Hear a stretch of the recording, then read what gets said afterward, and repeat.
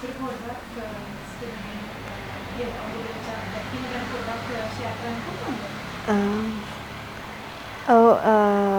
ගිය අවුරුද්දේ ජනවාරි මාසේ තමයි බබා ඉපදුනේ. ස්කෑන් වල එහෙම කිව්වේ අපිට මේ බබාගේ බඩේ පොඩි ප්‍රශ්නයක් තියෙනවා කියලා. මේ වගේ ප්‍රශ්නයක් තියෙනවා කියලා කිව්වේ නෑ.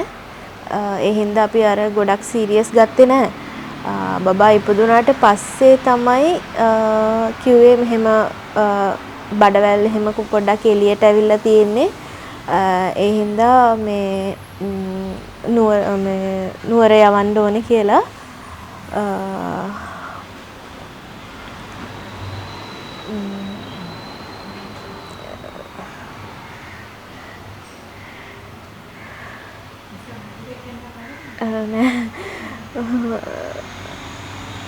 බබා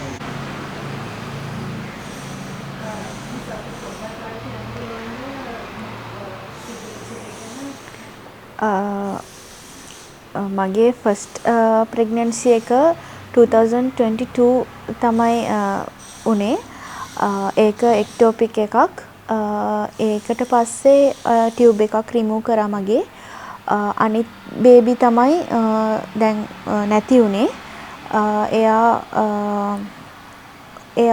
2022 ඒප්‍රිල් වල මාර්ච් වල වගේ එයා ආවට පස්සේ අපි චැනල් කරා. එතකොට ප්‍රශ්නයක් නෑ කියලා කිව්වේ. මාස 2ක් 3ක් වගේ යනකොට බ්ලීඩ් වුණා. එතකොට මෙඩිසින්ස් එහෙම දුන්නා. ඒක හරියයි කියලා. හැබැයි මාස 5ක් වගේ වෙනකන් පොඩ බ්ලීඩ් වෙලා තමයි තිබ්බේ. විටමින්ස් එහෙම ගත්ත එකත් ගොඩක් අඩුවෙන් තමයි මං ගත්තේ. වොමිට් මේක වැඩි හින්දා.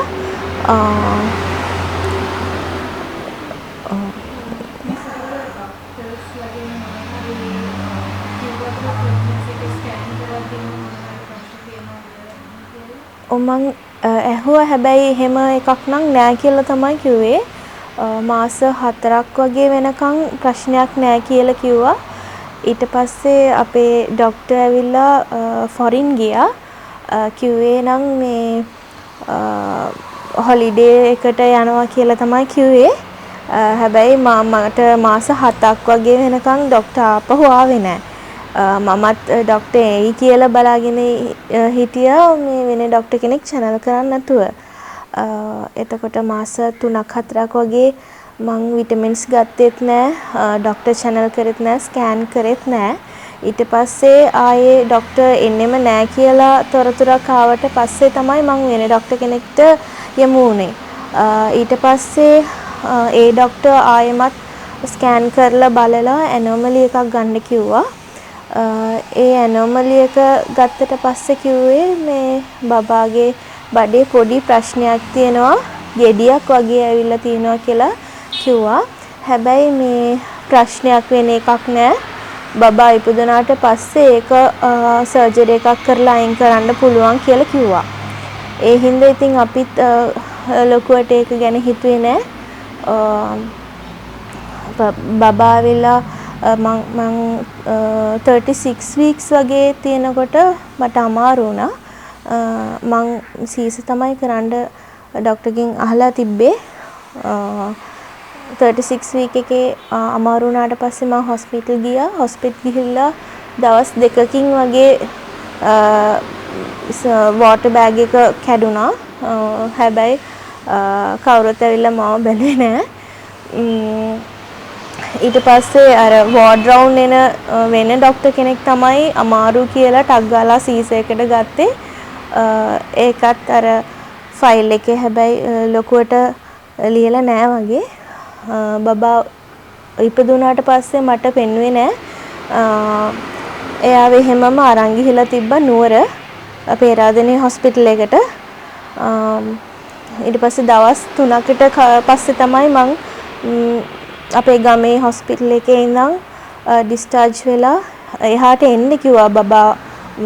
බබා තියාගෙන ඉන්න බෑ කියලා පෙරාදෙණි හොස්පිටල් එකෙන් එන්න කිව්වා. ඊට පස්සේ මං මෙහි ඉඳන් ඩිස්චාර්ජ් වෙලා එහාට ගියා. ගිහිල්ලා සතියක් දෙකක් වගේ බබාත් එක්ක හිටියා.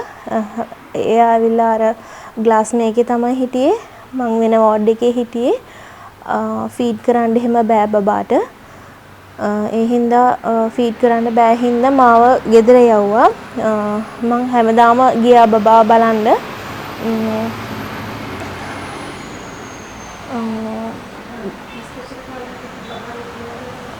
බබා දවස් 38ක් හිටියා. ඒ වෙනකන් බබාට සර්ජරිස් 3ක් විතර කරලා තිබ්බේ. බඩවැල් එහෙම එළියට ආපු ඒවා අයින් කරලා තිබ්බේ. ඒ හින්දා එයාට ෆීඩ් කරන්න බෑ. බඩේ හිලක් වගේ දාලා ඒකෙන් තමයි එළියට එන්නේ බබාගේ අර දෙන මිල්ක් එහෙම. ඒක ටෙස්ටිං වගේ තමයි තියාගෙන හිටියේ.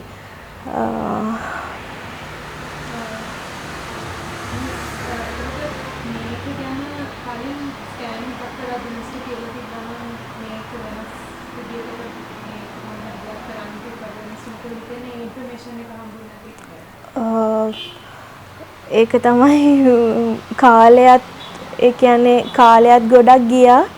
අනිත් එක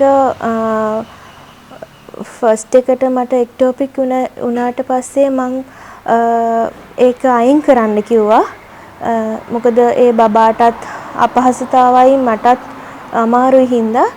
දැන් මේ බබාත් කලින් මට කියලා තිබ්බනම් ડોක්ටර්ස්ලාගේ අනුමැතියත් මේ තියලා අපි ලීගලි ඒක කරන්න තිබ්බා. මොකද බබා දැන් ඇවිල්ලා හැම එයා අමාරු වෙලා නැති වෙන එකට වැඩිය එයාට දැනෙන්නේ නැතුව ඒක එයාව නැති කරන එක හොඳයි කියලා මට හිතෙනවා. මාස 3ක් වගේ ඉන්නකොට එච්චර එයාලා ලොකු වෙලා නැහනේ ඒ හින්දා. මටත් ඒක දුක එච්චර දැනෙන්නේ නැති වෙයි මං හිතන්නේ අර මාස 2-3ක හැම මේව කරනකොට. මොකද බබා ඉපදුනාට පස්සේ ආව බලලා එයත් එක්ක ඉඳලා ඊට පස්සේ එයා නැති වෙනකොට ගොඩක් දුක හිතෙනවා.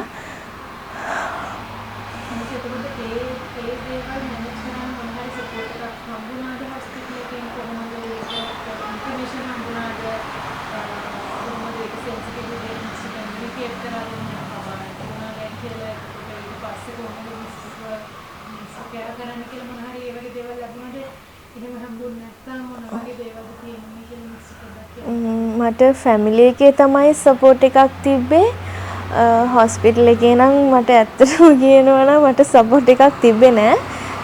බබාව බලන ડોක්ටර් නම් මට කියලා තිබ්බේ බබා කොහොමත් නැති වෙනවා. ඒ හින්දා හිත හදාගන්න කියලා තමයි තිබ්බේ.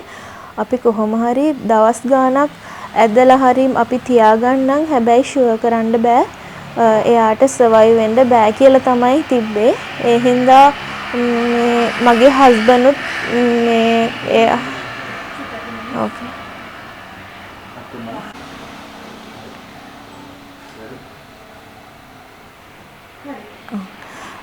ડોක්ටර්ස්ලා කියලා තිබ්බේ නම් එයාව සර්වයිව් කරන්න බෑ කියලා. ඒ හින්දා දැන් මට කියලා කිව්වේ නෑ. හස්බන්ඩ් තමයි කියලා තිබ්බේ. ඒ හින්දා එයා එයාගේ ගමේ ඉඳන් ජොබ් එක එහෙම අතහැරලා මං අර ගොඩක් මේ වෙන්න හොඳ නැහැ කියලා එයා මාත් එක්කම හිටියා.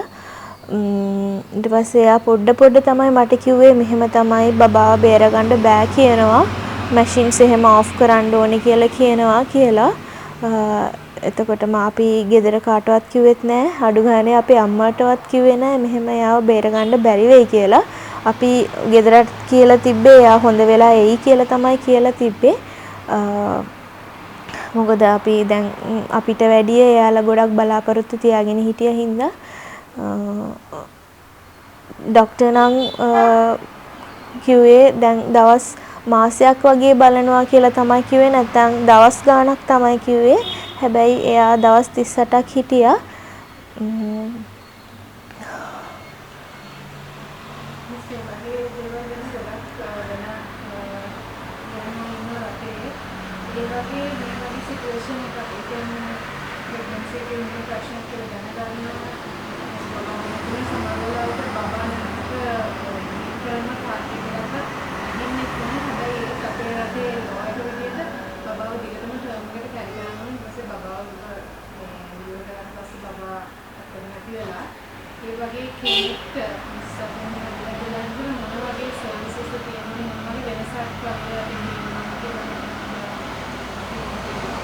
මම නම් හිතන්නේ එහෙම වෙනවට වඩා ඒ ළමයා පොඩි කාලේ ඒ කියන්නේ පොඩියට ඉන්නකොටම අපිට එහෙම කිව්වනම් අපිට තීරණයක් ගන්න පුළුවන් කියලා.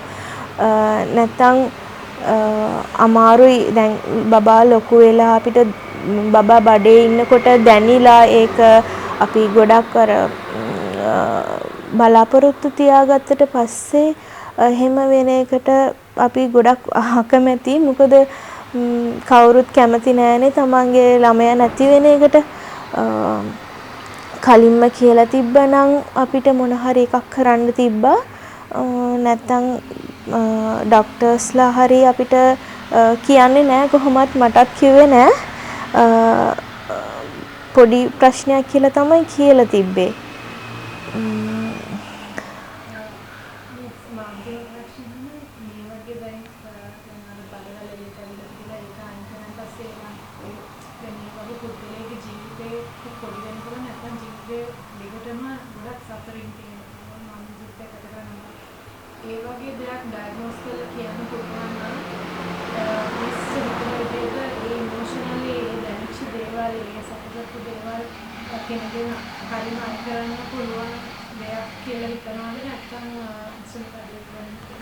ඒක කලින්ම අයින් කරුවොත් හොඳයි කියලා තමයි මං හිතන්නේ.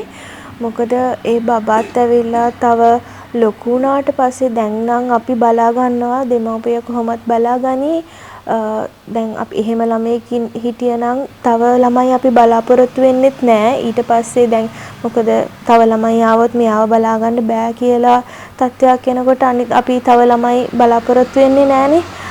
ඒ වගේම අපි නැති කාලෙට ඒ ළමයා කොහොම ජීවත් වෙයිද කියලා බයක් අපිට දැනෙයි. ඒ හින්දා ඒකට වඩා අපි මෙඩිකල් මේකෙන් අපිට ස්කෑන් කරනකොටම කියලා ඒක එහෙම අබෝෂන් හරි එහෙම මොන හරි කරන්න තිබ්බනම් ගොඩක් හොඳයි කියලා මම හිතන්නේ.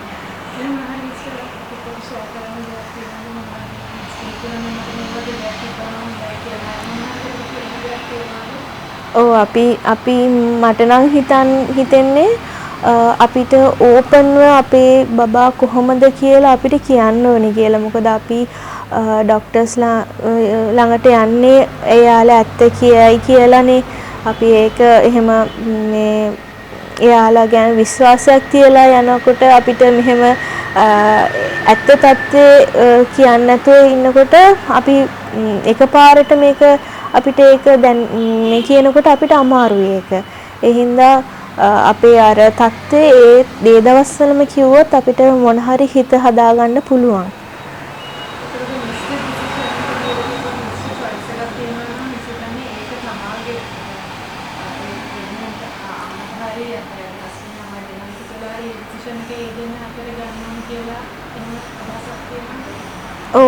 එහෙම මට දීලා තිබ්බොත් මම නම් කියන්නේ බබාව අබෝෂන් කරමු කියලා තමයි.